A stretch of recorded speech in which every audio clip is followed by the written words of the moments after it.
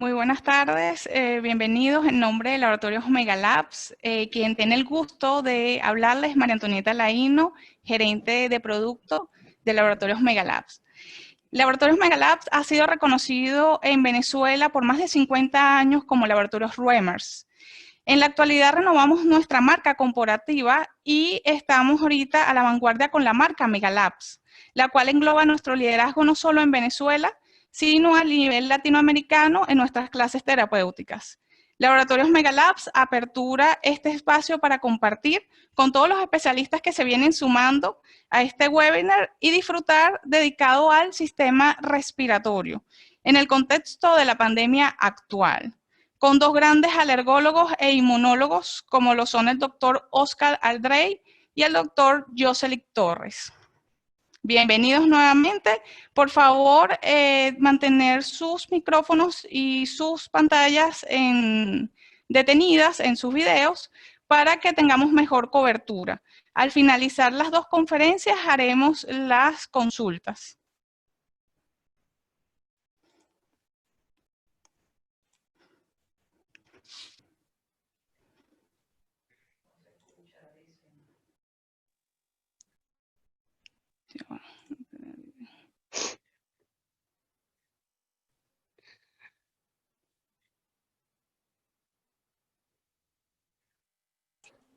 Las siguientes conferencias son referenciales para médicos durante la pandemia COVID-19, no constituyen ni sustituyen una consulta médica. Esta información está actualizada hasta el 26 de agosto del 2020 y en vista de que los expertos a nivel mundial están aún aprendiendo sobre el SARS-CoV-2 y COVID-19, recomendamos mantenerse actualizados.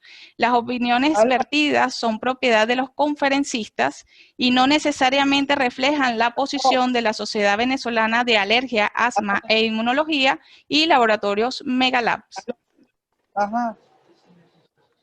Sí, dime.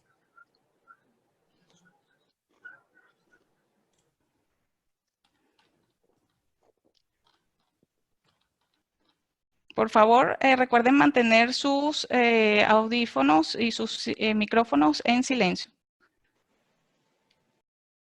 ¿Se oye? Para comenzar nuestra conferencia, estará el doctor Oscar Aldrey con alergias respiratorias en el contexto de la COVID-19.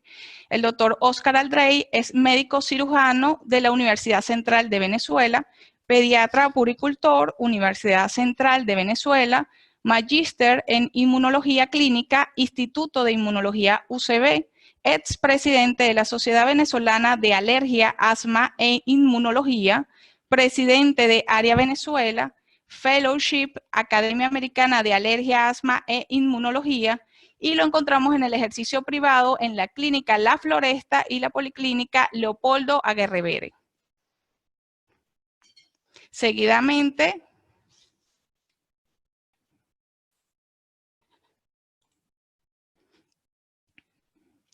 tendremos al doctor Jocelyn Torres, que nos va a hablar sobre las manifestaciones atípicas de la COVID-19.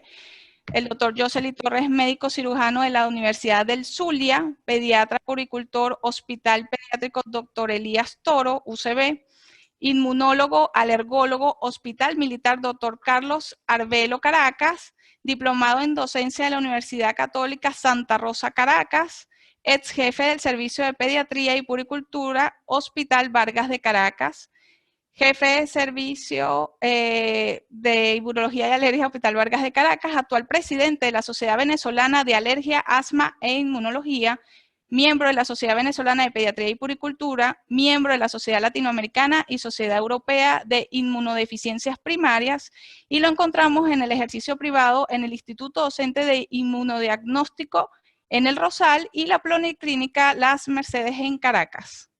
Bienvenidos a todos para este nuevo webinar que será sobre alergias respiratorias en el contexto de la COVID-19 y las manifestaciones atípicas de la COVID-19. Bienvenidos, los dejo con el doctor Oscar Aldrey.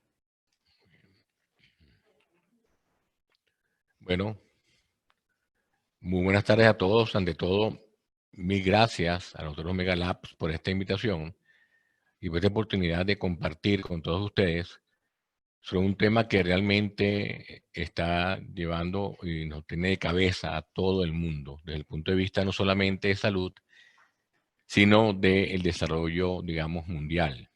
Verá que este 2020 jamás será olvidado por muchas razones. En principio, vamos entonces a tratar de plantear en este sentido lo que significa las alergias respiratorias, sobre todo en el contexto de esta pandemia. Para comenzar, tenemos que definir qué es un coronavirus, ¿verdad? En este sentido, la familia de coronavirus son enfermedades que producen patologías infecciosas respiratorias. Puede ser cualquier virus, no solamente el tipo coronavirus, nos puede producir este tipo de enfermedades. En este sentido, circulan digamos, entre humanos y animales. Los coronavirus que afectan a los animales pueden evolucionar e infectar a los animales que pueden evolucionar, transmitirse a las personas y convertirse en una nueva cepa de coronavirus capaz de provocar enfermedades en los seres humanos.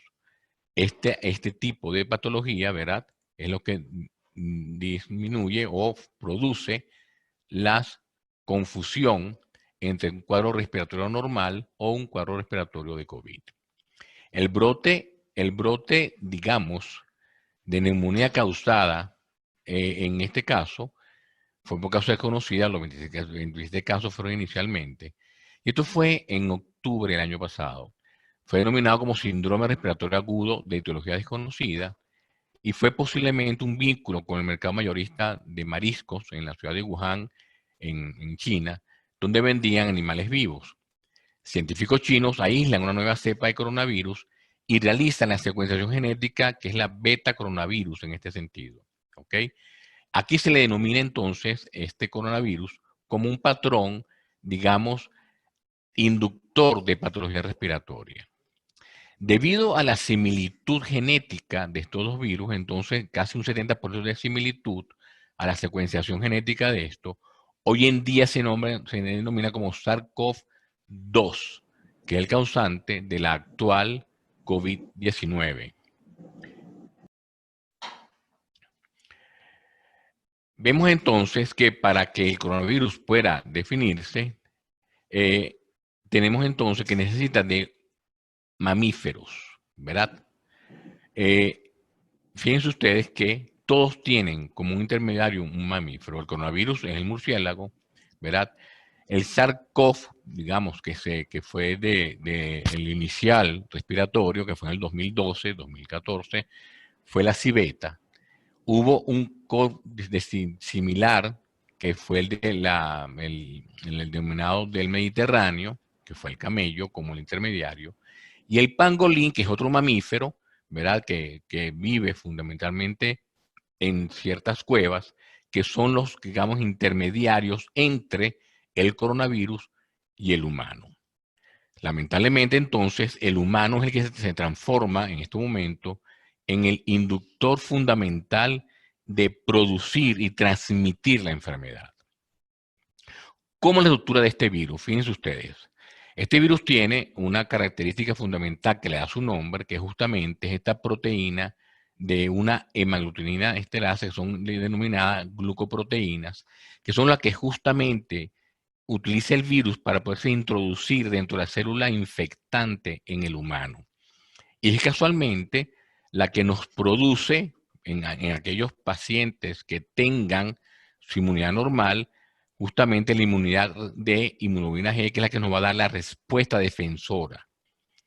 Luego tiene una cadena positiva de RNA, ¿verdad? Justamente es un RNA virus, con una matriz de glicoproteína de transmembrana, la cual esa estructura es la más abundante y determina la envoltura circular de este virus. Mediante una persona infectada a otra a través de gotas de saliva, que es lo fundamental, expulsada al toser o al estornudar, fundamentalmente es la forma más importante de infección, y es por ello que comenzamos de una vez a insistir en esto: el uso de mascarillas, lavado de manos y aislamiento social siguen siendo hoy por hoy la mejor manera de evitar el contagio de este virus. Sin embargo, se ha demostrado también que la persistencia del COVID-19 se han demostrado en superficies tales como el plástico, aluminio, guantes. Por eso que el uso de guantes no es recomendable en forma continua en los pacientes. ¿Por qué? Porque más bien da una falsa sensación de seguridad y al contrario, ahí puede continuar el virus. Se ha demostrado en papel, en acero, en todas partes se ha demostrado que existe presencia del virus. Inclusive se han demostrado que duran de 2 a 3 días, 2 a 8 horas, pero esto no es lo más importante en la prevención. Sigue siendo lo más importante, y eso tenemos que insistir muchísimo, en evitar el contacto con las gotillas o las gotas de saliva que al momento de toser o estornudar el individuo infectado produce.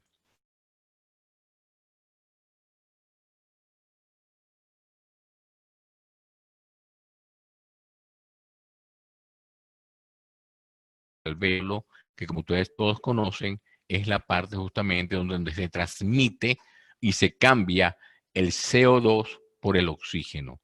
Este tipo de células se llama neumocito tipo 1. Además existen otro tipo de neumocitos llamado tipo 2, que son los responsables, digamos, como del pegamento, por así decirlo, en este alvéolo pulmonar. Justamente en este tipo 2, de neumocito tipo 2, es donde el virus, gracias a esa corona, ¿verdad?, que tiene su contextura, se va a unir a una enzima llamada ECA y va a introducirse dentro del neumocito tipo 2.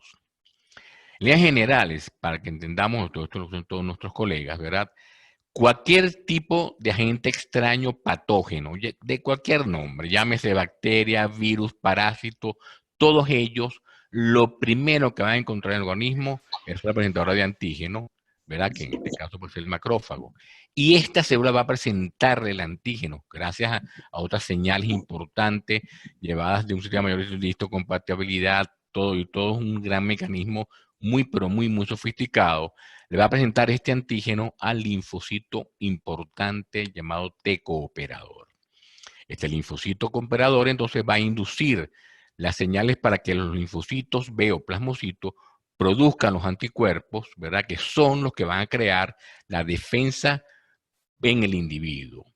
Esto, por supuesto, puede dar reacciones tanto en piel, mucosas, pulmón, intestino, etc. Cualquier parte del organismo produce esta reacción. Específicamente con el coronavirus, con el COVID-2, este COVID entonces utiliza esta enzima denominada ECA para poder transportarse de afuera adentro del neumocito tipo 2.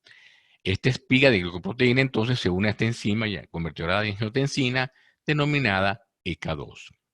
Luego ocurre, en un segundo paso, la llamada endocitosis del virión, con una ayuda de una serina proteasa de dos también bases llamada TMPRIS2, que es la que va a producir entonces que el virión libere el RNA. Y aquí está lo más importante.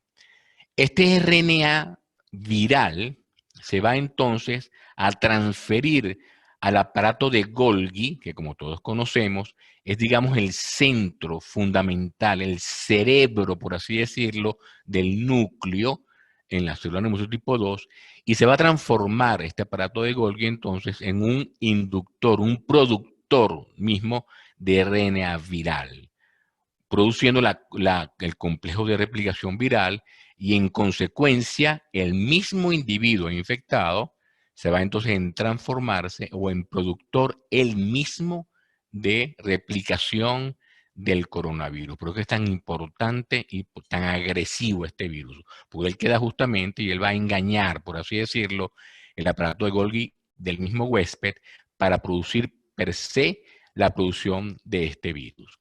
Estos nuevos viriones, ¿verdad? Entonces van a ser liberados, son endocitados, ¿verdad? En su transporte, para luego ir al espacio alveolar y el paciente al estornudar o toser, por supuesto, se va a transformar en un productor de este virus, en un contaminante de estos virus. ¿Quiénes son entonces los pacientes que son más susceptibles? Por supuesto, todo aquello que tenga una enfermedad de base, enfermedades respiratorias de base, ¿verdad? Aquellos que tienen enfermedad cardíaca de base, el tabaquismo es muy importante como inductor, pacientes mayores de 65 años con enfermedad de base, niños menores de 5 años, ¿por qué? Por su factor de déficit inmunológico, pacientes que hayan tenido cáncer, etcétera. Todo esto son los factores predisponentes para que el paciente pueda contraer la enfermedad. Es importante diferenciar en este sentido si esto es una pandemia o una epidemia. Fíjense ustedes. Epidemia se define como el aumento de la incidencia de casos similares en poblaciones humanas en un área geográfica determinada. Sin embargo, pandemia, que es lo que tenemos actualmente, es cuando se presenta en casos de la misma enfermedad de una forma simultánea en más de 2 continentes. Actualmente dificulta que exista un solo sitio en el globo terráqueo que no tenga al menos un caso de coronavirus. Mira, aquí es el caso de emergencia de salud pública, importancia internacional, este virus por supuesto que la contiene. Los casos actuales para este virus tenemos lo siguiente. A nivel mundial tenemos hasta hoy 24 millones de personas infectadas con 821.000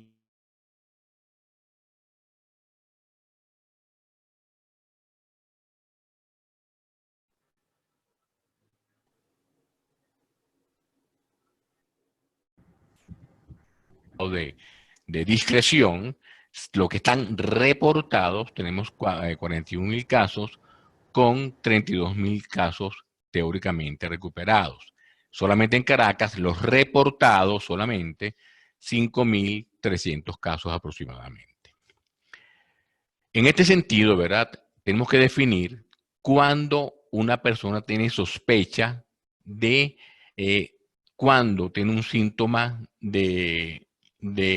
digamos, de sospecha, cuándo sospechar que un caso realmente es positivo o un caso realmente es otro factor. Tenemos que, para definir un caso positivo, ¿verdad? Tenemos que definir caso sospechoso como aquella persona de cualquier edad que en los últimos 14 días, muy importante, señores, 14 días, 14, son apenas 2 semanas, haya presentado fiebre fundamental. No existe COVID sin fiebre.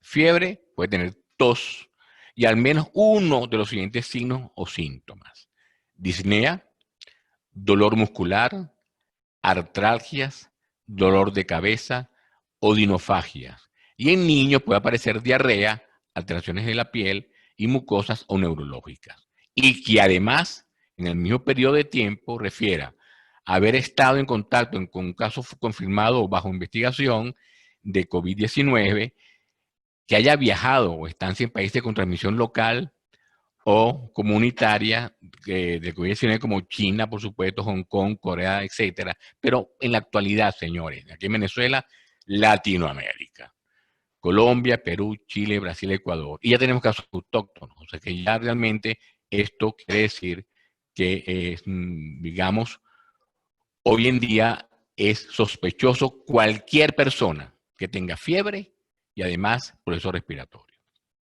Ahora bien, esos casos sospechosos, casos confirmados, aquella persona que cumpla con la definición de operacional de caso sospechoso, pero que además cuente con un diagnóstico confirmado por el laboratorio que es el PCR, que es la reacción de cadena polimerasa. No confundirse con el PCR normal que uno pide en las hematologías normales, que es otro signo, que aunque sea que PCR igual, se ven todas las infecciones. Este PCR, que es un diagnóstico molecular, en Venezuela, por los momentos, y ojalá que esto no sea por los momentos, sino que sea generalizado, es emitido solamente por el Instituto Nacional de Higiene. Ok, muy bien. Veamos cómo la inmunopatogenia de esto. Todo va a depender del grado de viremia que el individuo es receptor. Y por supuesto su condición física que ya hemos hablado. Entonces el virus entra, ¿verdad?, dentro de la vía respiratoria y entonces dependiendo de la viremia significativa puede pasar varias cosas.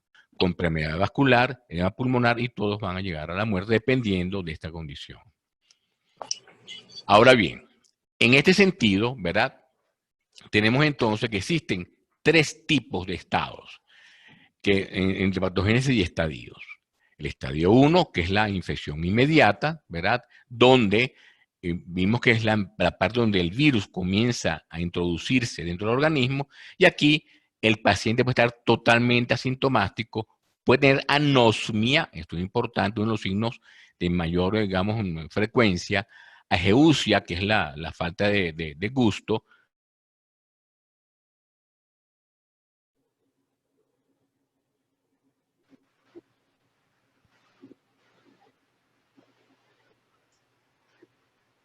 tipos. Estado 2A, que no hay hipoxia con su oxígeno mayor de 95, de 96, y una fase 2B donde existe la hipoxia o el oxígeno por debajo de 95, y por eso lo importante en el manejo de medirse el oxímetro. Esto aquí sí puede haber entonces alteraciones, mantiene la fiebre, fíjate que la fiebre también es persistente, una tos mucho más severa, ya hay disnea, y en este sentido ya el paciente debe ser, si tiene una hipoxia, debe ser hospitalizado. Y luego el estadio 3, que es la hiperinflamación o la tormenta de citoquinas, que es la fase más severa, donde existe entonces un síndrome multiorgánico, donde que algunos pacientes mueren y otros pacientes no. Lamentablemente, la mayoría de estos pacientes, si tienen una afectación básica, van a fallecer. De allí que entonces, resumiendo, si tenemos un total de la población del 100%, suponiendo de este 100%, el 30% va a ser asintomático. Y justamente, ¿verdad? Es cuando comienza entonces a producirse, aquí está cómo comienza a aparecer la IgM. La IgM en anticuerpos, lo llaman la prueba rápida, comienza a producir el proceso de infección. ¿De acuerdo? Fíjense que aquí ya aparece, ya a partir del 9º día es su pico máximo. Aquí puede haber fiebre. Aquí puede comenzar a hacer la parte de inmunidad. Luego, a partir del 7º día, comienza entonces a aparecer justamente la IgA, pero sobre todo la IgG, fíjense ustedes que es esta línea azul, que es la que nos va a dar la inmunidad perentoria, y es lo que uno está esperando. Todo aquel paciente que forme IgG queda inmunizado, y eso es lo que uno esperamente es lo que espera, ya sea por la llamada inmunidad de rebaño, que ojalá eso suceda, o por las vacunas, que sería el término, digamos, del momento de las preguntas. Pero fíjense ustedes que el punto clave son el día 14. A partir del día 14, el paciente puede tener síntomas en la etapa infectante. Después del día 14 en adelante, el paciente, si está creando anticuerpos, ese paciente ya deja de ser infectante. ¿Cómo, digamos, en este sentido, son los síntomas? Como estamos diciendo, lo más importante para resumir, la fiebre, como les dije, la tos, malestar con mialgia general, cefalea, dificultad para respirar. Son los síntomas cardinales para sospechar uno que tenga COVID, y el exudado nasofaringeo para hacer el PCR es la prueba gold estándar hasta hoy en día demostrado. La consulta, digamos, diferencial entre alergia y COVID hay que tomarla en cuenta porque hay mucha similitud, pero tomen en cuenta lo siguiente.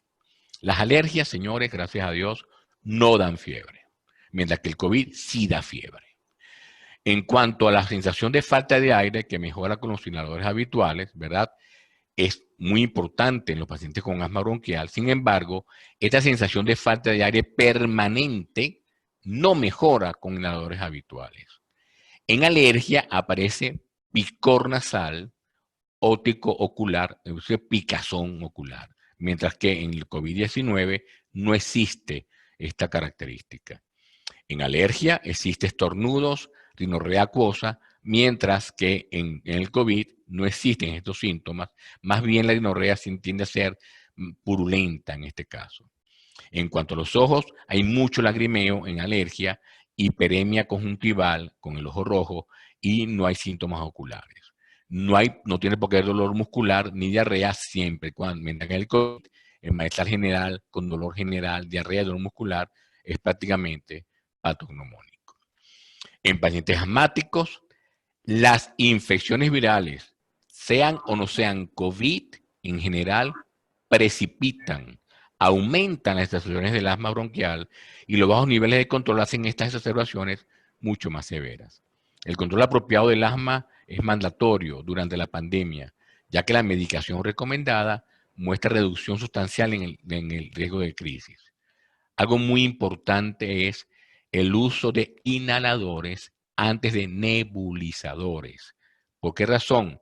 Porque el nebulizador, por tener justamente factores, digamos, de gotas, ser líquido, puede ser, en caso de COVID, más bien transmisor dentro del ambiente de la casa. Eso es muy importante. Es por ello que hoy por hoy se prefieren el uso de inhaladores, lo llamamos de bombitas,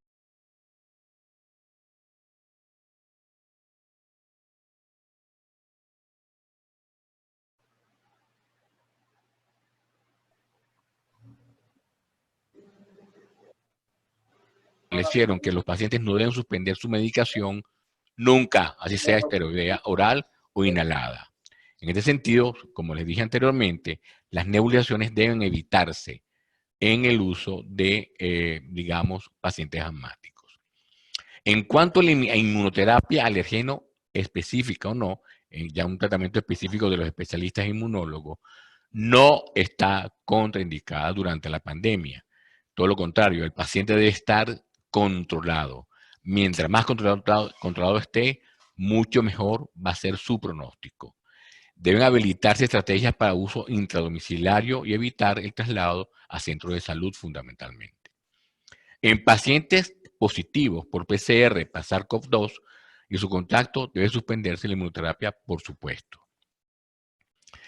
La severidad del COVID no se incrementa con una rinitis alérgica u otros tipos de alergias. Eso no es correcto. Es decir, no tiene por qué razón el COVID aumentar o incrementarse en un patrón rinítico. Al contrario, si el paciente está bien controlado, se va a comportar exactamente igual como si fuese un paciente normal, no alérgico. Debe analizarse los casos para no confundir alergia con síntomas de COVID-19. El uso de esteroides inhalados, insisto, no incrementa la susceptibilidad para COVID. El uso de mascarilla es obligatorio, pero también la protección ocular por la concomitancia con conjuntivitis alérgica. La indicación de inmunosupresores o inhibidores de la calcinuria, esto debe ser evitado para, por supuesto, evitar infecciones. No quiero insistir mucho en esto, estos son cantidad de todos los medicamentos que hoy por hoy han tratado de, digamos, de manejar esta patología que todavía, a pesar que se ha adelantado algo, estamos todavía en pañales, señores. Se han probado antirretrovirales, hidroxicloroquina, cloroquina, y quizás una de las desventajas, a mi entender, de esta modalidad que tenemos de una información generalizada, muchos pacientes han caído en el error de empezar a tomar hidroxicloroquina, acitromicina, plasma. No, señores, no deben comprar absolutamente nada. Hoy en día todavía no existe ningún medicamento demostrado que sea preventivo para esta enfermedad. Cada patología, cada medicamento de esto tiene su indicación específica y debe ser manejado según sea el caso. No existe, insisto, medicación preventiva para ello.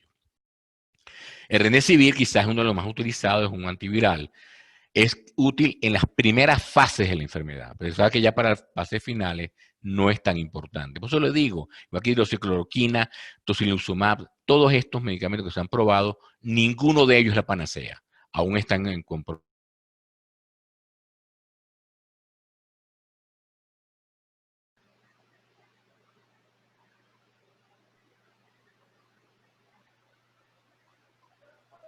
O antiinflamatorios no esteroideos como preventivos en patologías, digamos, del COVID.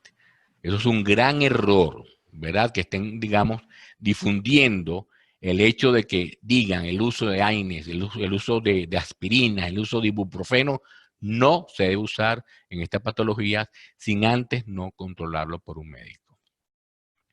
De ahí que existe otro factor, quizás uno de los más severos, que es el riesgo tromboembólico del COVID-19.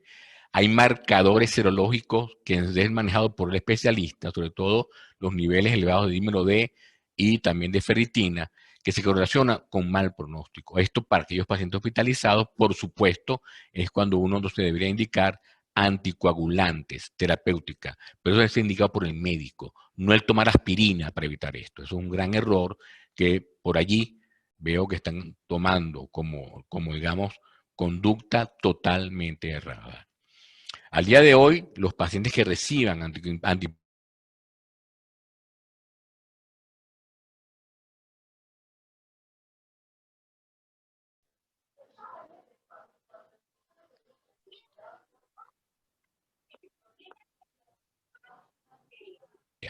todo esto los digo porque se ha sido publicado y no tomarlo como algo, digamos, de control.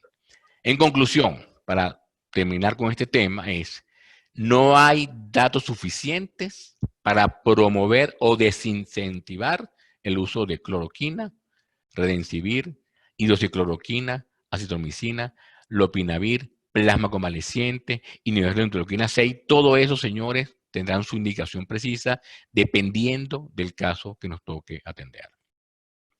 En la actualidad, no se ha demostrado que algún medicamento sea seguro o efectivo para tratar el COVID-19. Los medicamentos para el tratamiento de enfermedades crónicas subyacentes deben continuarse. Lo único, señores, es la prevención. No existe otra en los actuales momentos. De allí que podemos hacer entonces para protegernos. Señores, lavarse las manos. Frecuentemente. ¿Con qué? Agua y jabón es lo más importante.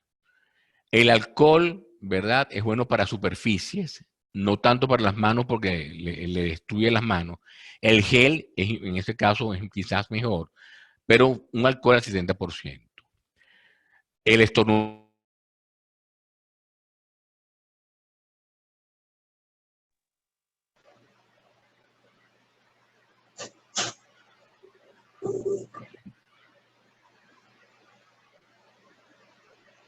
común en casas, oficinas y sitios cerrados. Quedarse en casa es lo más importante si tiene enfermedades respiratorias y acudir al médico si se presenta alguno de los síntomas. Fiebre mayor de 38 grados centígrados, cefalea, dolor de garganta, escurrimiento nasal. Y aquí van primero llamar al médico antes de acudir. Primero llamarlo a su médico de confianza y luego él decidirá cómo va a ser para evaluarlo. Evitar en lo posible contacto con personas que tengan enfermedades respiratorias. De allí que lavarse las manos hoy por hoy seguirá siendo la forma más importante, digamos, de prevención. Y aquí me voy a hacer un plagio de nuestro gran amigo, doctor Castro, que espero que esté mejorando, que es las 3 M. Primera M, lavado de manos, ¿verdad? Lavado las manos en una forma adecuada, tal y cual uno fuese a operar. Ustedes, colegas, lavarse las manos por ambas partes, entre los dedos y cantar el himno nacional mientras se lavan las manos para que sea bastante largo. O el cumpleaños largo, no cumpleaños corto, para que sea más importante. Esa es, digamos, la forma de lavarse bien las manos. Luego tenemos el uso de tapabocas. Súper importante. Y finalmente, aislamiento social, ¿verdad? Es lo que llamamos las 3 M, que hay que tomarlo en cuenta como norma para evitar el contagio con el COVID. ¿Qué hacer con un paciente infectado en casa? Primero que nada, hay que ubicar a este paciente en una habitación bien ventilada, de ser posible solo, mantener una distancia de al menos 1 metro de la persona enferma. Una excepción a esto puede ser considerada en una madre que esté lactando. Por supuesto, la madre debe usar entonces tapaboca y tener una higiene de manos cuidadosa cuando esté con su bebé. Limitar el número de cuidadores del paciente, evitar visitas extras, limitar el movimiento del paciente fuera del cuarto y minimizar espacio compartido como son cocina y baño. Evitar el contacto directo con líquidos corporales como secreciones respiratorias, de boca, material fecal, etcétera, u otros desechos que se generen por el paciente enferma. Aquí sí se justifica usar guantes desechables dentro de la casa, cuando puede haber contacto con esto. Y realizar higiene de manos antes y después de quitar los guantes. La forma de quitar los guantes es tomándolo por dentro del guante, nunca tocar la parte externa del guante, porque si no se contamina igual. Evitar otras formas de posible exposición a objetos contaminados de la persona enferma, cepillo de dientes, etcétera, cigarro, que no existe en ninguna parte del mundo, pero que existe todavía, cubiertos, platos, etcétera. Estos platos deben lavarse con agua aparte y jabón y tenerlos aparte del paciente. Bueno, muchísimas gracias, estaremos a la orden con sus preguntas. Bueno, muy buenas tardes a todos. En primer lugar, gracias a Laboratorios Megalab por la invitación. Gracias al doctor Aldrey por su excelente exposición. De verdad que, como siempre, magistral el doctor Aldrey. Y bueno, me corresponde a mí entonces hacer esta segunda parte, que son las manifestaciones atípicas en la COVID-19. ¿Por qué quisimos hacer esto? Porque básicamente hoy en día, bueno, primero, a ver, la cosa. Ajá. Estamos ahorita entrando en un terreno muy escabroso, ¿ok?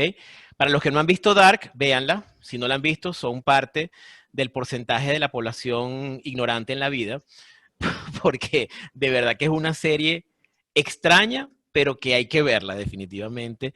La cosa va para adelante y para atrás. Por ahí alguien describió que eso era como entrar al centro comercial Plaza Las Américas, para los que están aquí en Caracas, que tiene una parte nueva, que es muy moderna, y una parte antigua, que es como estar en la Caracas de los 80. Entonces uno sale del 80 para acá y va para allá, y es así tal cual. Pero lo importante de la serie, y lo que quiero ya dar a colación, es que en Dark la cosa va para adelante y para atrás, y uno no sabe, hoy es una cosa, mañana es la otra. Es súper confuso, pero al final tiene un sentido. En este caso, con el coronavirus ha sido así. Han sido muchas cosas confusas, muchas informaciones cruzadas, pero creo que todo más o menos está encauzándose en este momento. Y al final de Dark uno dice, bueno, ya entendí, al final, y aquí ahorita estamos en este momento como que entendiendo un poquito la situación de lo que está pasando. Entonces, por supuesto, ya el doctor nos habló un poquito de la inmunopatogenia, pero para recordarles que hay un grupo de pacientes, lo normal es que tras la inoculación con el virus, la respuesta antiviral normal sea, pues, por supuesto, la replicación, etcétera.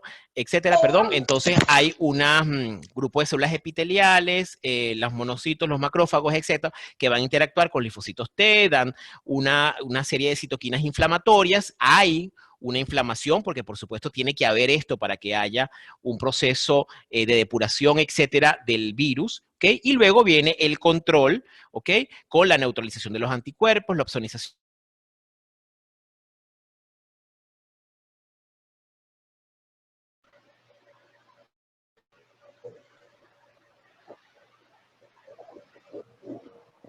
de los pacientes, de hecho, en más del 80% de los pacientes.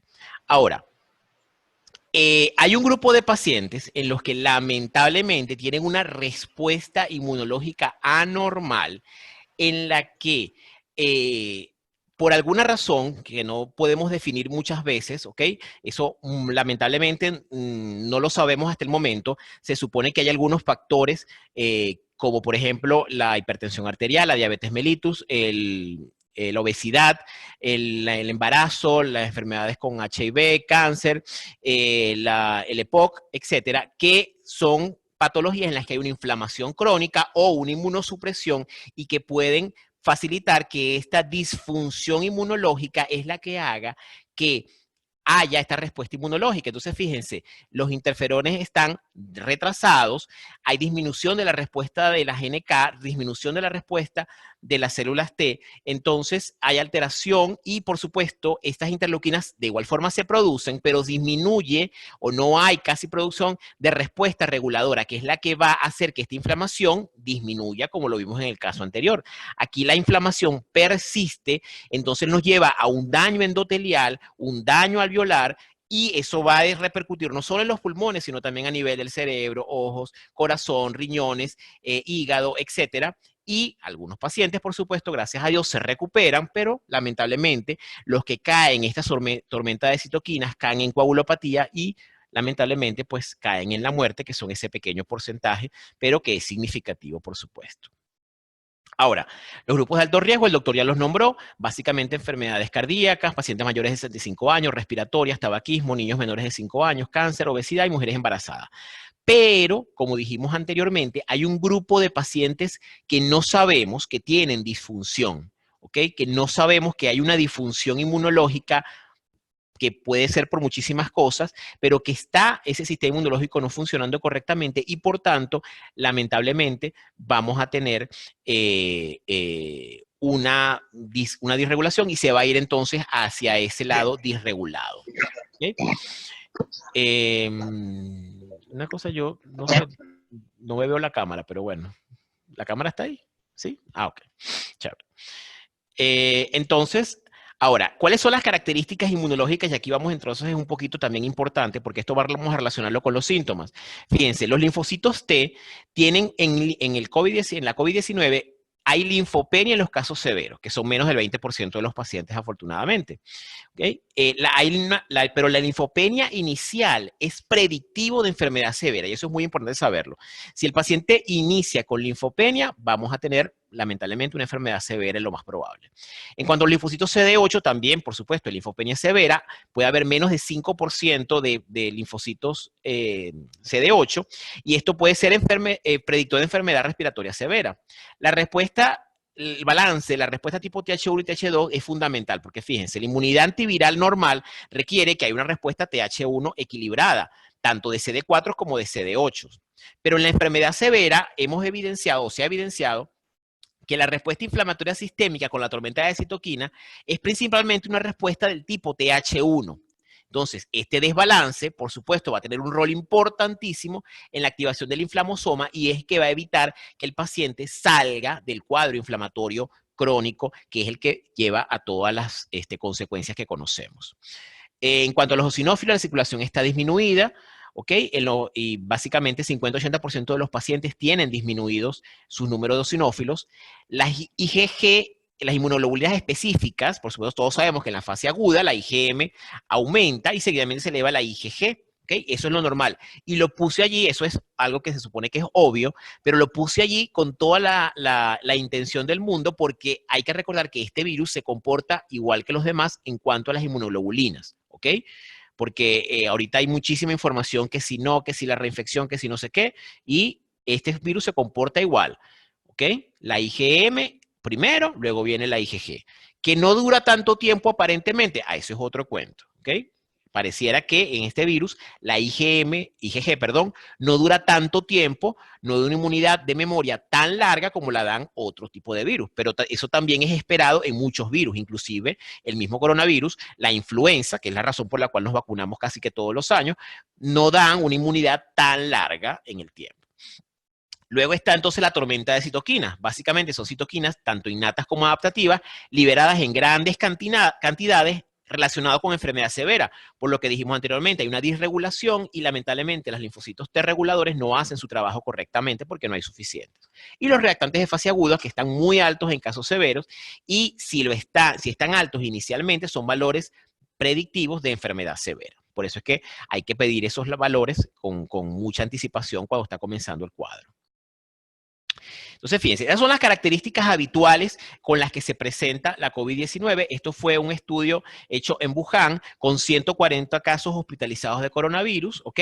Entonces, fíjense aquí cómo ellos mostraron que la fiebre estuvo presente en el 91% de los pacientes, la tos 75%, fatiga en el 75%, síntomas gastrointestinales 40%. Y disnea o dificultad para respirar, presión en el pecho, 36%. O sea que es importante. Ahora fíjense, la linfopenia estuvo en 75% del grupo de pacientes que se estudiaron. Igual que la eosinopenia, que lo dijimos hace ratito. ¿Okay? Entonces, estos son los síntomas habituales. ¿Ok? Ya el doctor nos lo nombró más o menos, pero lo que quería es hacer mención de que esto pues, es lo que todos conocemos. Ahora, vamos entonces a los síntomas que son diferentes, no habituales. Por ejemplo, dolor de cabeza, congestión nasal, disminución del olfato, dolor de garganta, tos con esputo, falta de aliento, dolor articular, escalofríos, náuseas, vómitos y diarrea. ¿Ok? En enfermedad severa vamos a ver alteración de la conciencia, fiebre alta, tos con sangre, dificultad de respiración evidente, dolor torácico, pulso irregular, etc. Ahora, vamos a ver ¿okay? Una multiplicidad de síntomas que se van a presentar. Entonces vamos a ver a nivel respiratorio, ya todos los conocemos, pero también vamos a ver síntomas a nivel cardiovascular, que son muy, muy importantes. Ya vamos a ver por qué. Síntomas gastrointestinales, oftálmicos, cutáneos, neurológicos y renales, entre otros. Quise poner los más importantes, pero hay otros síntomas que también son menos frecuentes, pero que se pueden presentar. Entonces, fíjense, a nivel cardiovascular, ¿okay? Hay una hipótesis de cómo el virus, el SARS-CoV-2, altera el músculo cardíaco. Primero, se supone que puede haber un daño directo mediado por la enzima convertidora de angiotensina, ¿ok? Porque obviamente hay mayor afinidad a este receptor. Puede haber expresión entonces reducida de la C2 porque obviamente se está consumiendo con el virus y eso va a alterar el sistema renina-angiotensina. Eso va a llevar a lesión cardíaca aguda. Por otro lado, puede haber lesión miocárdica inducida por la hipoxia que se está produciendo a nivel pulmonar, lo cual lleva a estrés oxidativo, acidosis intracelular con el daño mitocondrial más lesión cardíaca. Puede haber un daño microvascular cardíaco. Eso incluye un defecto de perfusión, hiperpermeabilidad vascular, vasoespasmo, más lesión, y por supuesto el síndrome de respuesta inflamatoria sistémica con la tormenta de citoquinas, alteración de respuestas inmunitarias, inflamación incontrolada que lleva entonces a esta lesión cardíaca. Todo esto nos va a llevar como consecuencia que fíjense que el SARS-CoV-2, ¿ok? A nivel de la hipoxia puede producir una miocarditis en este caso, por supuesto, viral. Por el IECA puede haber isquemia microvascular y coronaria. En la tormenta de citoquinas va a llevar miocardiopatía. En la estimulación adrenérgica va a llevar ataque arritmia, la coagulopatía con infarto de miocardio tipo 1 y la hipotensión, infarto de miocardio tipo 2. Entonces, todos son síntomas. Y este estudio que me pareció súper interesante, realizado muy reciente, por supuesto, como todos los de coronavirus es muy reciente, ellos concluyeron en este estudio de una corte de pacientes alemanes que se recuperaron recientemente de COVID-19, en las resonancias magnéticas revelaron un compromiso cardíaco en 78% de esos pacientes e inflamación miocárdica actual, o sea, en ese momento del estudio, en 60% de los individuos. Y eso es independiente de las condiciones preexistentes, si tenía o no tenía comorbilidades, de la severidad del curso de la enfermedad aguda, o sea, algunos mejoraron más rápido, otros mejoraron más lentamente, y del tiempo del diagnóstico.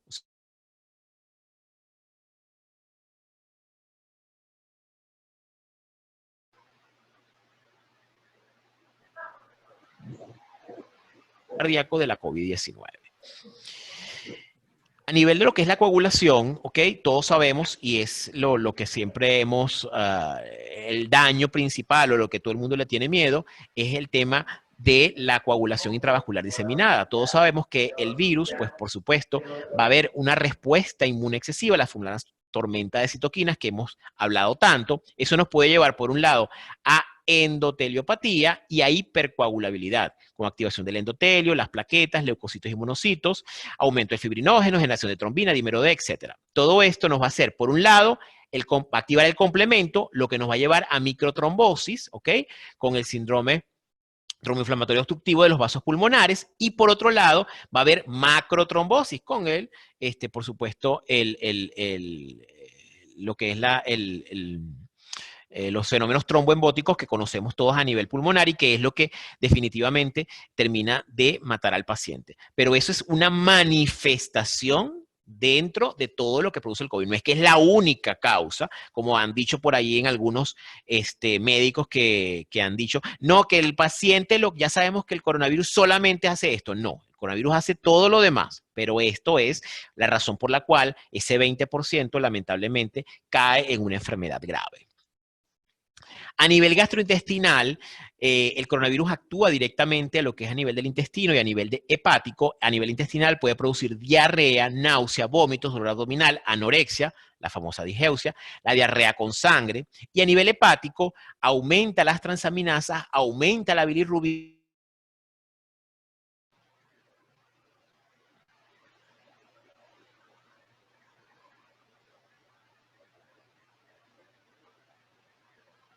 Los gastroenterólogos más o menos por 4 a 6 meses, ¿ok? Han estudiado pacientes que todavía, después de 6 meses de haber tenido la enfermedad, tienen ciertas alteraciones a nivel hepático. Entonces, esto es importantísimo tomarlo en cuenta porque, por supuesto, lo vamos a conseguir como hallazgo.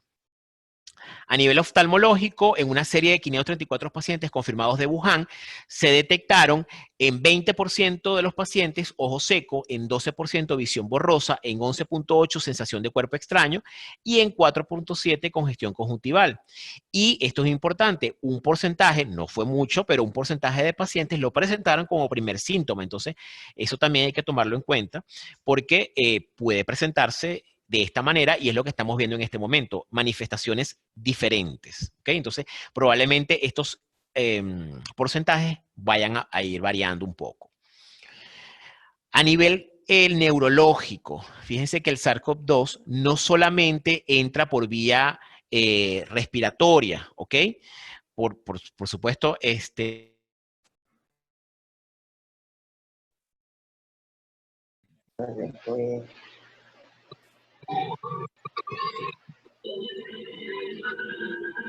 por el transporte retrógrado neuronal e ir directamente hacia lo que es las meninges y el cerebro, produciendo una encefalitis. Entonces, puede haber un daño, más la vía hematógena, que también puedes, por supuesto, pasar la barrera hematoencefálica, y puede haber un daño por inmunidad, por hipoxia o por incluso la unión a los receptores de angiotensina 2 que también se encuentran presentes. Por favor, recuerden apagar sus micrófonos, los colegas que están por allí con los micrófonos encendidos, porque nos distraen a todos los demás. Entonces, fíjense, en los síntomas neurológicos, el 97% de pacientes pues tienen fiebre, eso ya lo sabemos, ¿ok? Pero fíjense, un 6,5 o 23% de los pacientes pueden tener cefalea o migraña, y esto es importante. La anosmia y la geusia, por supuesto, son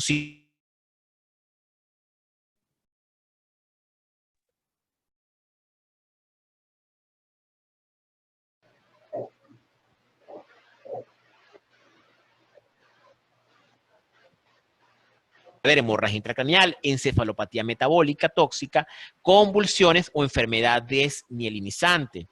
Alteración de la conciencia puede presentarse en un 6% de los pacientes, que podemos ayudarnos con el dímero D porque está muy elevado y la trombosis está acelerada en estos pacientes. Pueden haber convulsiones hasta en el 10% de los pacientes, seguido del aumento de citoquinas inflamatorias, en especial el TNF-alfa y el factor de crecimiento de colonias de granulocitos. La meningitis viral pues se puede presentar con signos meningios, líquido cefalorraquídeo que está normal o que tiene signos francos de una enfermedad viral, y la PCR está positiva para SARS-CoV-2. Puede ser positiva en líquido cefalorraquídeo o en el exudado faríngeo. De hecho, una experiencia, obviamente las experiencias personales no son evidencia, pero por lo menos hasta ahora, yo trabajo, como ustedes saben, en el Hospital Vargas. En este momento estoy prestando ayuda en el servicio de pediatría porque obviamente las consultas están suspendidas. Y en el servicio de pediatría nosotros hasta ahora hemos visto pocos pacientes, afortunadamente, con coronavirus, pero los que hemos visto, la mayoría han llegado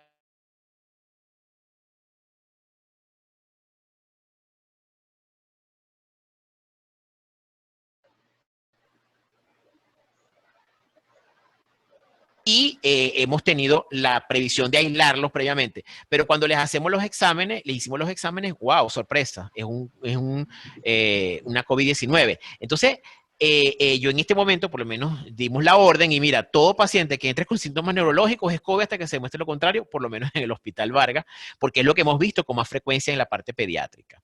Puede producirse, por supuesto, una encefalitis que está precipitado por la tormenta de citoquinas. El síndrome de Guillain-Barré se ha descrito como complicación postinfecciosa, así como la mielitis aguda postinfecciosa, que incluye paraplegia flácida e incontinencia effiteriana, como también fenómenos postinfecciosos que se pueden presentar hasta 21 días después de que el paciente haya tenido los primeros síntomas.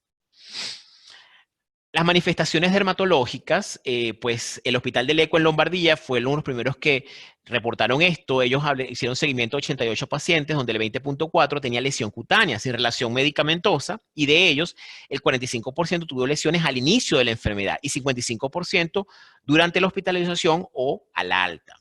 Luego se hizo el estudio COVID de piel en España, que fue un estudio multicéntrico, muy interesante.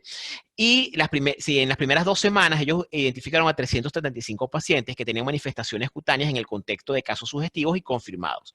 Y ellos encontraron fundamentalmente 5 patrones, que es lo que ahorita estamos todos más o menos manejando. Están el patrón número 1, que son lesiones acrales, que son en los extremos, que son 19% de los pacientes, y estas son aparentemente las lesiones más frecuentes en pediatría. El patrón 2, que son lesiones vesiculares, que es el 9%. De hecho, justamente ahorita cuando estaba esperando que el doctor terminara, me escribió un paciente Y me dijo, doctor, me salió esto. Y un paciente que tenemos, dice que tiene COVID, que lo estamos controlando desde su casa. Me salió esto, una alergia, auxilio, ¿qué hago? Entonces yo cuando lo veo, tranquilo, que eso es el mismo COVID. Sigue con tu tratamiento que ya tienes. Entonces, y de hecho esa foto, lo que pasa es que me la pasó justo en este momento, pero la foto estaba mucho más bonita. Tú lo ves como si tuviera una varicela. ¿Cuál es la diferencia? Que en la varicela se supone que podemos ver lesiones en diferentes estadios de maduración. Las lesiones vasculares por COVID, que en el patrón este de COVID, pues todas son iguales. Todas las lesiones se presentan con el mismo estadio y eso es algo característico. El patrón 3 son las lesiones urticariformes en 19%, por supuesto es como si fuera una urticaria. El más frecuente es el patrón maculopapular, que son 47% de los pacientes, ¿okay? Casi la mitad. Y por último, el patrón 5, que es el de lívido reticularis y necrosis, que es el 6%, y por supuesto es de muy, muy mal pronóstico. Los pacientes que hacen esto son los que ya están en tormenta de citoquinas y están pues usualmente en terapia intensiva. Manifestaciones renales, por supuesto la marcada expresión de la enzima convertidora de angiotensina hace que actúe como receptor funcional para la entrada del virus a la célula. En los podocitos y túbulos proximales renales están estos receptores, por lo cual sugiere que el riñón puede ser un importante órgano blanco del COVID y constituye un factor de riesgo para el desarrollo de lesión renal. Hasta ahora, los hallazgos han sido proteinuria en el 63% de los pacientes, algunos con rango nefrótico, hematuria en 20%, retención de productos nitrogenados en 27%, incremento de creatinina, y obviamente cualquiera de estos elementos presentes en un paciente se considera de muy mal pronóstico. Para ir concluyendo, el síndrome inflamatorio multisistémico es una condición similar a la enfermedad de Kawasaki, que fue estudiada inicialmente en 58 niños ingresados en 8 hospitales de Inglaterra, que experimentaron síntomas neurológicos, tanto del sistema nervioso parasimpático como central. Periférico como central, perdón.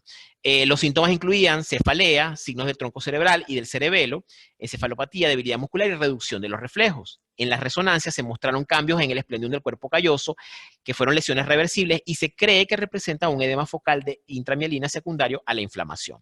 Entonces aquí tenemos este dibujito en el que vemos cómo, ¿okay? Se puede presentar, por supuesto, con fiebre, mialgia, la conjuntivitis, el rash, linfadenopatía, la estomatitis, que es lo frecuente en el Kawasaki, eritema, la piel, etcétera, ¿ok? Náuseas, vómitos, dolor abdominal, aumento de las transaminasas, dolor de cabeza, puede haber meningismo, letargia, ¿ok? Miocarditis, que esto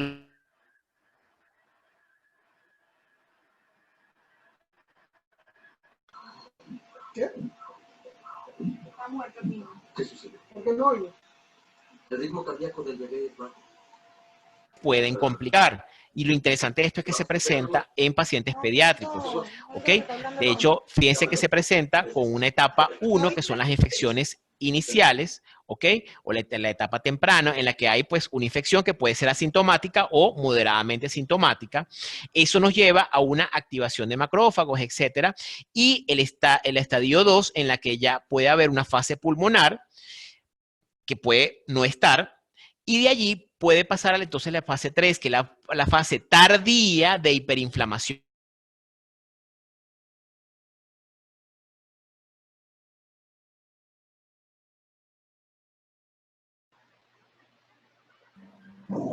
Inmunológica de hiperinflamación con una respuesta hiperinmune o tormenta de citoquinas, lo que nos va a llevar entonces a el síndrome inflamatorio multisistémico, que va a llevar todos los síntomas que ya comentamos. Ahora, fíjense aquí que hay una cosa que de este grupo describe que me llamó mucho la atención, es que se supone que debería haber una predisposición genética.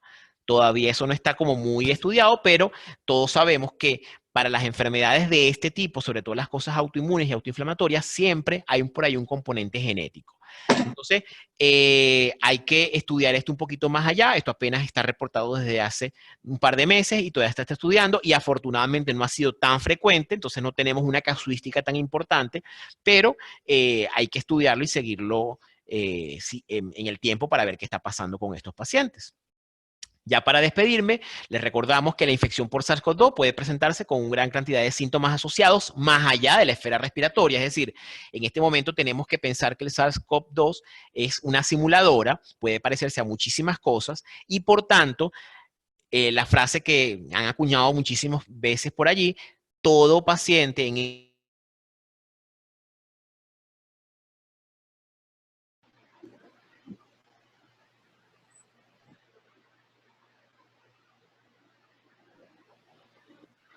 no solo por vía pulmonar, sino también hematógena y neurológica, que ya lo dijimos anteriormente, y por lo tanto entonces los síntomas van a ser variopintos.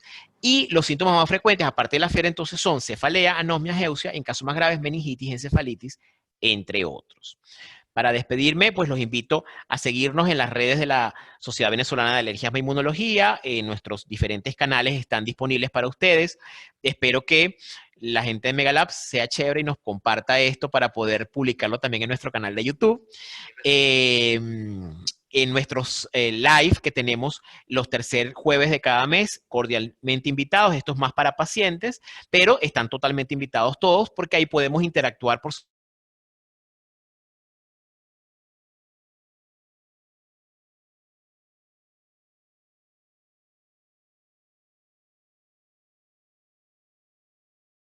venezolano de alergias e inmunología, que se va a llevar online, obviamente, del 14 al 16 de octubre.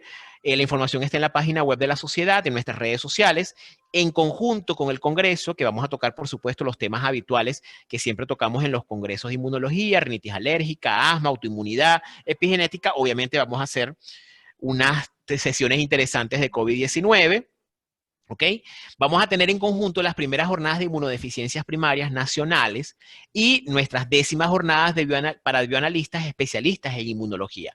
Es decir, que va a ser un congreso bien interesante para muchísimas personas y van a poder participar independientemente de sus especialidades y vamos a tener un grupo importante. Lo interesante de esto es que al ser pues online podemos tener a muchísimos invitados internacionales sin mayor inconveniente y esta nueva normalidad nos va a ayudar a que tengamos un congreso bien nutrido. Los esperamos, entonces ahí vamos a tener los montos, ¿no? Me despido dejándole aquí mis redes sociales y bueno, creo que vamos entonces a hacer la sesión de preguntas. Vamos a ir respondiendo por aquí. En base a las vacunas que están en proyecto, ¿piensan que pueden ser usadas en pacientes con enfermedades autoinmunes tipo LES-R y otras en tratamiento con inmunosupresores? Con respecto, la doctora Ilenis, ¿qué? Oliveira. Ajá. Pregunta sobre las vacunas que están desarrollándose que sí pueden utilizarse en pacientes que tienen enfermedades autoinmunes. En principio, las vacunas no tienen por qué contraindicarse en ninguna paciente con enfermedad autoinmune. ¿Ok? Recordemos que las vacunas que se están trabajando en este momento son vacunas muy novedosas, que son por vectores virales, ¿ok? Entonces, a lo mejor tienen unas especificidades un poquito diferentes a las vacunas a las que estamos habituados, porque estas son vacunas muy novedosas. Pero en principio no tendrían por qué tener ninguna contraindicación, sobre todo si el paciente tiene su enfermedad bien controlada, ¿ok?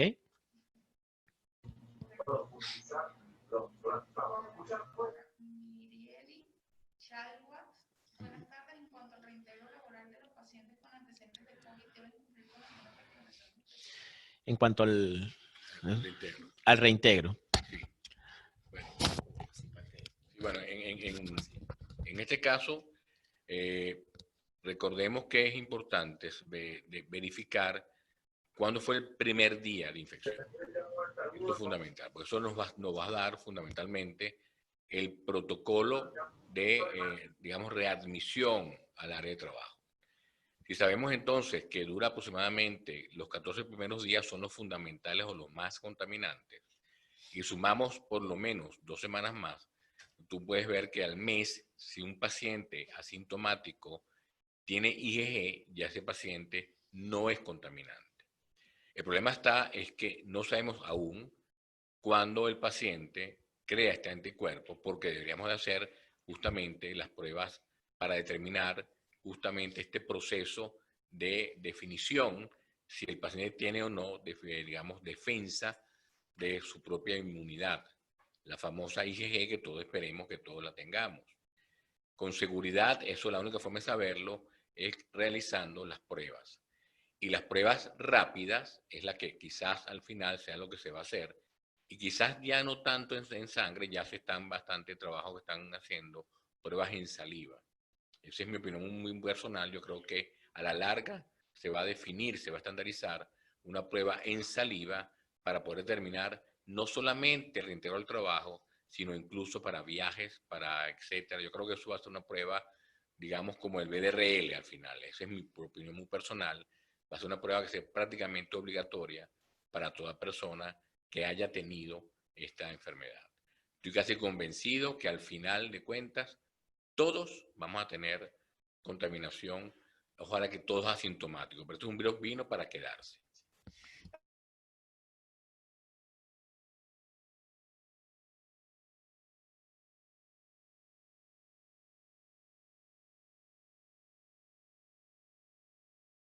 Que también es por lo tardío de las PCR, que si el paciente tiene, después de 14 días de aislamiento, una prueba rápida negativa y está sintomático, ya el paciente pudiera reintegrarse a sus labores. Eso es lo que se está manejando oficialmente por el Ministerio de Salud en este momento. Consulta la doctora María Carmen, la anosmia y la urgencia, y fiebre solo, malestar general, estaríamos pensando con estornudos de COVID. Pues la anosmia y la geusia son síntomas, como lo vieron allí, bien característicos. Sobre todo si se presentan en conjuntos. Digamos que cada uno por separado, bueno, pero si se presentan en conjunto, aún sin fiebre, son altamente sospechosos. Insisto, yo creo que ahorita, lamentablemente, hay que tratar a todo el mundo como si lo tuviera, pero esos dos síntomas, sobre todo si están en conjunto, son altamente sospechosos, porque no, hay muy pocas patologías que se presenten con anosmia y con ageusia. Entonces, ponte un protector porque te vas a ensolar. Eso es muy importante, fíjense, es un signo muy frecuente, y yo creo que hoy en día hay que pensar en ello. Y algo práctico para definir, si usted, por ejemplo, para ver la geusia, usted puede probar chocolate, por ejemplo, que es un dulce, o puede probar un cítrico, y si eso lo determina, eso no es la geusia, eso es otra cosa, ¿ok? Igual que el olfato, usted puede oler café o oler el alcohol, por ejemplo, y esto, sin embargo, si lo huele, ya eso no es anosmia. Por eso, esas cosas son importantes porque ha creado mucha angustia, ¿ok? Eso hay que definirlo, por supuesto, hay pruebas especiales para uno determinar si hay ageusia o si hay anosmia, pero con pruebas muy sencillas usted puede sospechar y en este caso llamar a su especialista. Doctor, esta pregunta es para usted, la hace por aquí Yolimar Higuera. Buenas tardes, doctor. Tengo desde hace 4 días el pecho como una opresión y me pica la garganta y me duele un poco el cuerpo. Yo soy su paciente. ¿Cree que debo acudir al médico?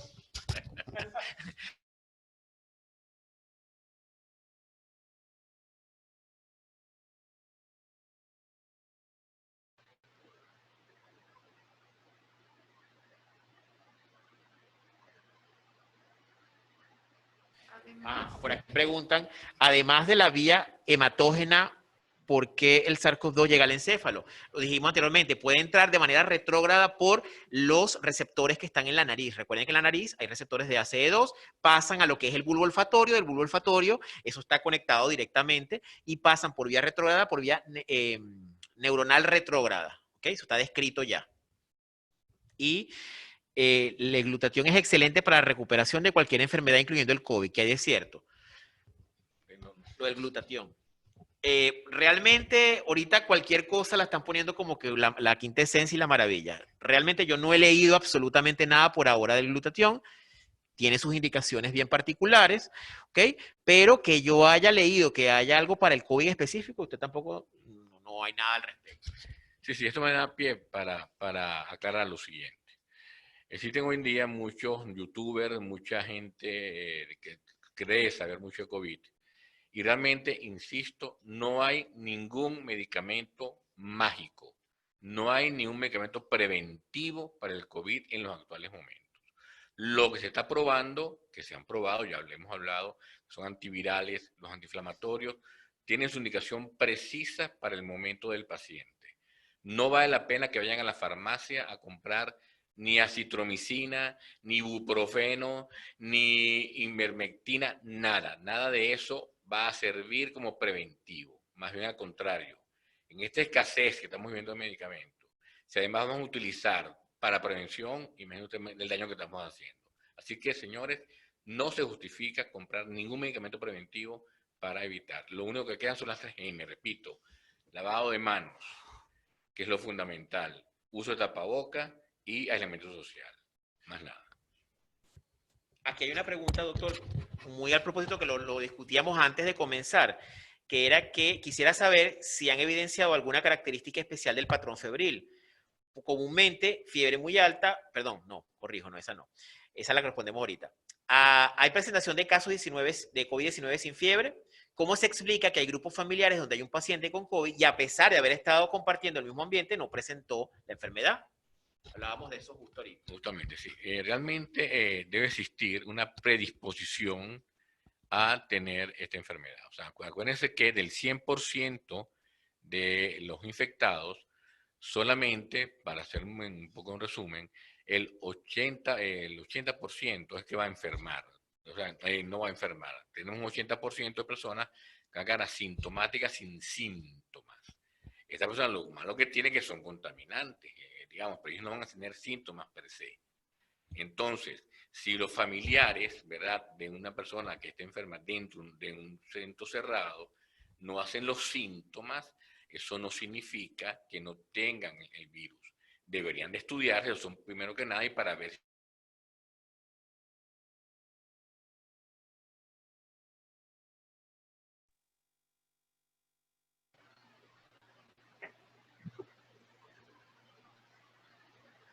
de rebaño, que algún día puede pasar. Estoy convencido que todos nosotros vamos a tener el virus algún día, y con IgG, que es anticuerpo bloqueado. Aquí preguntaron lo del patrón febril, que lo dije y después lo dejé en el aire, que si hay casos sin fiebre, perdón, hay casos de patrón febril, momento fiebre muy alta, etcétera. Sí, o sea, teóricamente lo que está descrito es que la fiebre es bastante alta, pero hay muchísimos pacientes que son afebriles y que se presentan con otros síntomas diferentes, ¿ok? No hay hasta ahora un patrón exacto que podamos decir, sí, mira, el COVID se presenta con este patrón febril, no. Realmente cada paciente es un mundo. Y complementando lo que dice el doctor, es importante eso, o sea, es decir, el sistema inmunológico, lo que dijimos, ¿por qué algunos sí se enferman gravemente y otros no? Probablemente tiene que ver con un tema del sistema inmunológico, que ese paciente tiene alguna afectación. ¿Cuáles lo tienen y cuáles no? Eso es muy, muy difícil saberlo. ¿Ok? Yo diría que prácticamente imposible porque pareciera que tiene que ver con un tema genético, con un tema del sistema inmunológico per se. Entonces, hay que ver porque simplemente esos pacientes que no se contaminaron puede ser porque no tenían tienen un sistema inmunológico muy funcional. Aquí preguntaban lo de la experiencia del Hospital Vargas que como que no se escuchó. Lo que yo comenté es que, ojo, insisto, el Hospital Vargas no es un hospital centinela, y en pediatría, en el área de pediatría, hemos visto pocos pacientes con COVID. Pero los pacientes que hemos visto hasta ahora, el 90% de los pacientes que hemos visto con COVID, porque son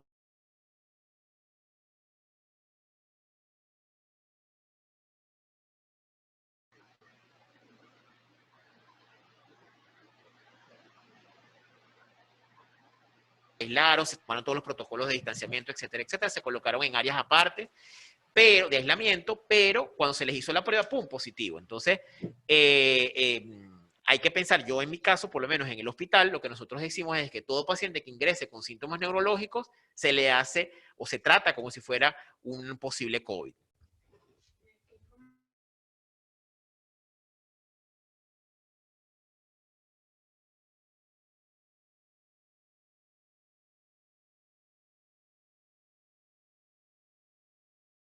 Lo que se reportó recientemente, hace un par de días, en Hong Kong, ¿ok? Pero fíjense una cosa, después de haciendo la investigación, el paciente, claro, solamente leímos el titular del periódico, pero no leímos el resto. Ese paciente, en principio, ese paciente estaba totalmente asintomático, un paciente que no tenía síntomas. Se descubrió que tenía virus circulante, ¿ok? Pero fíjense una cosa, si un paciente normal, cualquier enfermedad, tiene una infección, vamos a suponer varicela, yo tuve varicela, etcétera, etcétera, etcétera, me dio varicela e hice mis anticuerpos contra varicela, ¿ok? Si yo tengo contacto nuevamente con la varicela, ¿ok? Yo voy a tener virus circulante de varicela, pero ¿qué pasa? Que no tengo síntomas y no tengo nada porque ya tengo anticuerpos contra la varicela preformados. Y es muy probablemente lo que está pasando en este paciente.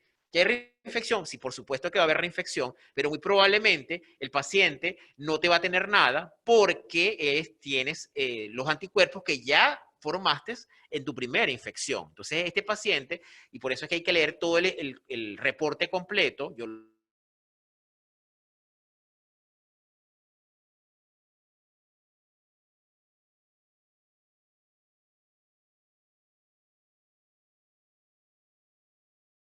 síntomas, nada de síntomas.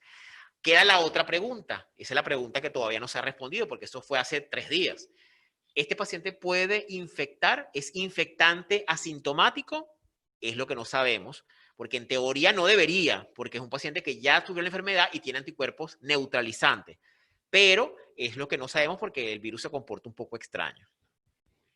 Considerando que los niños menores de 5 años son altamente contaminantes, ¿qué opinan ustedes en relación al inicio de clases presenciales? Bueno, en lo particular, a pesar del factor económico, yo soy partidario de que por lo menos en Venezuela, quizás no en otros países, pero en mi país, no deben entrar en clase presencial. Porque no solamente vamos a tener ahora médicos muertos, que somos el país que tiene más médicos muertos a nivel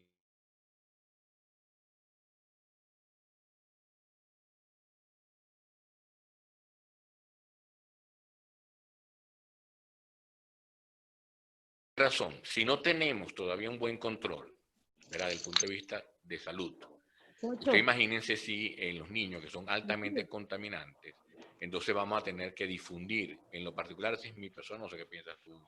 No, yo estoy totalmente de acuerdo con eso. O sea, en este momento las condiciones no están dadas, y aparte que los niños son niños, ¿cómo tú haces que mantengan la mascarilla, no sé qué, el distanciamiento, etcétera? Eso las condiciones no están dadas para eso en este momento. Por ahí nos preguntaban sobre la PCR, que si la PCR da falsos positivos. ¿Falsos positivos o falsos negativos? Falsos positivos. Bueno, si te habían hecho, no. No, realmente, vamos a hablar claro. PCR significa reacción de cadena de polimerasa, es una prueba biológica a nivel molecular. O sea, no tiene por qué dar falsos positivos, ¿ok? Falsos negativos, digo. En ese sentido. No confundir con la PCR de que uno pide en un proceso infeccioso que esté elevado, que es una reacción totalmente indistinta, que sube con cualquier tipo de infección. No confundir eso. El estudio de reacción de cadena de polimerasa es altamente segura. De hecho, hoy en día es el gol estándar del diagnóstico para COVID-19. Cuando está bien tomado. Otra cosa, la forma de tomar es con un hisopo y hacia la parte posterior de la rinofaringe, porque es donde justamente se toma la muestra del hisopado. Ese es si no se hace bien, pero esto es probable la causa del falso negativo. Entonces, el falso negativo es que quizás la toma de muestra no fue tomada bien. Sí. Por ahí nos preguntan sobre el uso de aspirina. Un paciente que ya está tomando aspirina, que si debe seguirla tomando, por supuesto. Los tratamientos hasta ahora, los únicos tratamientos que se ha sopesado, que se ha pensado que deben eliminarse o que deben por lo menos cambiarse o suspenderse, son los inmunosupresores y no todos, sino, por ejemplo, la zatioprina, la cloroquina, más o menos, y ay, se me fue el nombre que dijimos que viene en cremita. El tacrolimus. Ajá. El tacrolimus. Este tipo de medicamentos sí deben eliminarse, o por lo menos cambiarse, pero los otros tratamientos no deberían eliminarse, quitarse, deberían continuarse, incluyendo aspirina y anticoagulantes y todas esas cosas que los pacientes que utilicen de manera regular tienen que seguirlo utilizando. Relación COVID, enfermedades reumáticas y psoriasis. Relación entre COVID, enfermedades reumáticas y psoriasis. Se supone que todos los pacientes con enfermedades inmunológicas, pues, están tomando un tratamiento, etc. Realmente con artritis y eso no hay, pero con psoriasis pareciera que sí hay una relación delicada. Pareciera que los pacientes con psoriasis tienen sí mayor predisposición. No sabemos todavía bien por qué, eso está muy novedoso, pero pareciera que los pacientes que tienen psoriasis tienen mayor predisposición a complicarse gravemente cuando tienen la infección por COVID, los pacientes que tienen psoriasis.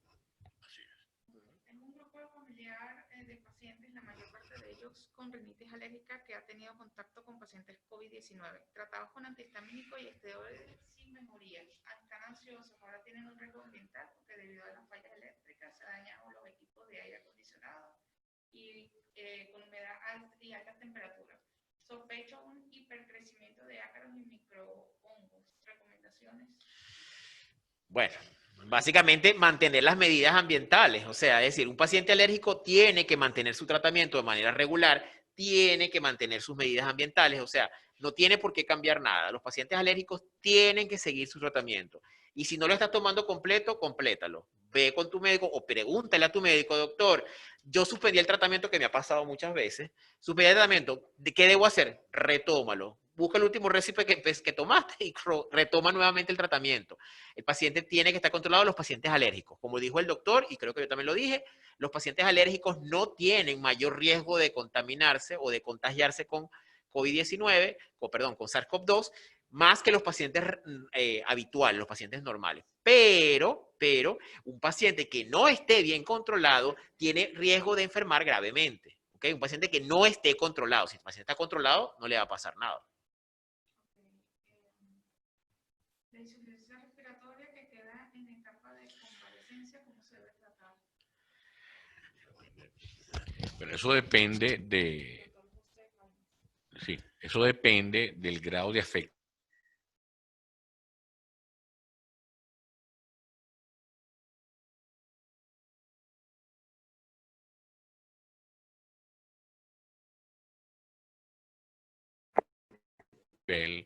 Alveolar, sobre todo en el neumocito tipo 2, ¿okay? Como ustedes saben que son lo que reproducen esa sustancia surfactante de las células neumónicas. Entonces sí, se pueden comportar con pacientes muy similares a un paciente ebótico, digamos, o con pacientes por lo menos con una fibrosis pulmonar. Lamentablemente, en caso severo, pueden quedar con esa secuela. Sí, la fisioterapia respiratoria es una de las cosas que está mejor, más indicada. Ejercicios respiratorios, nuestros amigos fisioterapeutas respiratorios nos pueden ayudar bastante con eso y está indicado en esos pacientes. Por aquí hay una pregunta que me llamó mucho la atención, que decía, una persona que se realizó prueba rápida resultó negativa y el PCR positivo. ¿Puede pasar? Por supuesto que puede pasar, porque resulta que la prueba rápida sabemos que tiene muchos falsos negativos y sobre todo en el momento en que se le hicieron. Los anticuerpos, el doctor explicó el tema de qué momento aparecen, etcétera, etcétera. Pero si recuerdan el gráfico, lo primero que aparece es el antígeno viral y después a los días es que aparecen los anticuerpos. Y eso es, en teoría aparecen a los 7 días, pero puede ser más aún. Entonces, puede perfectamente tener el contacto con el virus. El virus, por supuesto, empieza a replicarse al tercer, cuarto día, hace los anticuerpos, la serología y está negativa, por supuesto. Eso va a aparecer al séptimo, octavo, noveno día. Entonces, perfectamente puede estar explicado. Y preguntan también, Paulo Centeno, uno de mis estudiantes, que cuánto tiempo se desarrolla la inmunidad los pacientes dados de alta. Realmente, hasta ahora los estudios no están completos. Se cree que no son tan duraderos. Ellos, aparentemente, se cree que son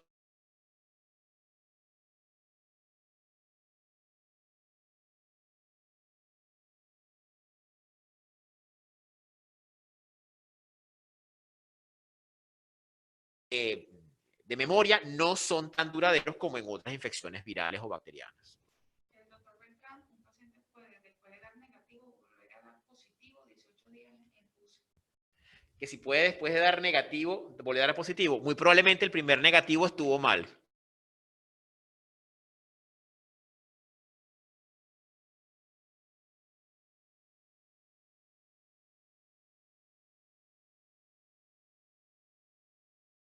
Entonces hay que verificar eso, porque muchas veces son falsos negativos que nos están dando en esos casos. Riesgo en los pacientes con asma bronquial. Bueno, lo dijimos en la conferencia. Yo diría, si está bien tratado, ningún riesgo. O sea, esa es la respuesta. Entonces, lo que hay que hacer es estar bien tratado. Un paciente bien tratado no tiene por qué tener mayor riesgo que otro que no sea que un paciente normal. Pues. El mismo riesgo de la población normal. Aquí nos preguntan sobre el uso de la inmunoglobulina endovenosa. Realmente la inmunoglobulina, me imagino que se refieren al suero de pacientes convalecientes. Está en estudio, hay muchas cosas que dicen, hablan a favor de ella, pero hay muchas cosas que dicen que no tienen ningún efecto. O sea, hay estudios controversiales. Esas son medidas definitivamente heroicas, o sea, no tenemos más nada, vamos a ponérselo, ¿ok? Pero es difícil saber si eso de verdad funciona o no. Por ahora, los estudios han sido muy controversiales. También hay una pregunta sobre el lupus, ¿ok? Que si debe suspender los medicamentos. Dijimos que no los debe suspender. Pero si está tomando azatioprina o tacrolimus, hay que considerar cambiarlo. La hidroxicloroquina, no, la hidroxicloroquina no. ¿ok? Pero de todas maneras siempre es conveniente que usted consulte con su médico tratante y le pregunte, doctor, ¿qué debo hacer? ¿Ok? Y él decidirá, porque lo importante es no suspender el tratamiento. Si usted suspende el tratamiento, tiene riesgo, pero si no lo suspende, no vas a tener ningún riesgo. Bueno, de verdad que muchísimas gracias a Laboratorios Megalab por la oportunidad, mi nombre propio y, por supuesto, el doctor Aldrey, y en nombre de la Sociedad Venezolana de Alergia e Inmunología, que en este momento tengo el honor de presidir. Muchísimas gracias. La idea de estas actividades, que sé que están no solamente médicos, sino también pacientes, es que aprendamos a hacer las cosas bien, aprendamos que hay que hacer las cosas con evidencia, ¿ok? No podemos estar guiándonos por cualquier persona que está diciendo una cosa, sino que hay que hacer las cosas con evidencia. Mucha gente habla del tema de que no, que las evidencias, pero es que las evidencias pueden ser tergiversadas. Sí, puede ser, pero es lo que tenemos hasta ahora y es lo que hasta ahora, en el avance que hemos tenido en la medicina en los últimos 50, 60 años, ha sido basado justamente en la medicina basada en evidencia. Entonces, si hasta ahora nos ha funcionado, no tiene por qué ser diferente con esta pandemia, con esta enfermedad. Entonces, por ahora, mi sugerencia es seguir los estudios que están basados en evidencia, que están basados en cosas comprobables, y de acuerdo a eso, pues vamos a tomar decisiones terapéuticas más acertadas. Nuevamente, mil gracias a Megalabs, mil gracias al doctor Aldrey y a ustedes por estar allí. En nombre de la Sociedad Venezolana de Alergia, Asma e Inmunología, les reitero nuestras invitaciones y bueno, gracias Megalabs, no sé, nos vamos a despedir por aquí. Bueno, muchas gracias por el auge que tuvo este webinar. Los invitamos a seguirnos en las redes. Esto va a estar colgado en YouTube Live de Megalabs y será enviado también a la Sociedad de Alergia, Asma e Inmunología.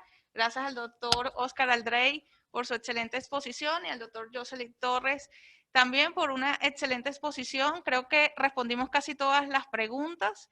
Estamos a la orden y les estaremos avisando los nuevos webinars. Feliz tarde y feliz noche.